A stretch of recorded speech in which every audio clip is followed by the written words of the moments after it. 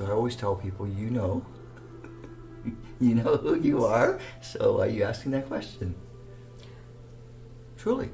Yeah. Because if you didn't know, you wouldn't be able to formulate that question. That's right. You wouldn't have that need to even ask the question. It's coming from somewhere. But I think the human need is to get that feedback from a person. Like, who am I? Okay, well, you're a spiritual being. Oh, okay. Well, besides a soul, which means that you're non-local, you're not limited to this, that you live forever, as all the great teachers have said, that you're infinite, you're not limited by space and time, you're a free spirit. Oh, more? Okay. So you're an I am presence. Well, what does that mean? That basically means the same thing as a soul.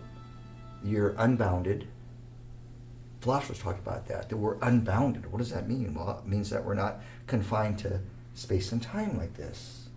We're not confined to this reality. So we can leave our bodies at will. We can come back here.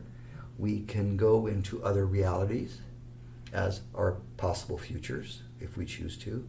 We could go to other planets. We can definitely go to other dimensions.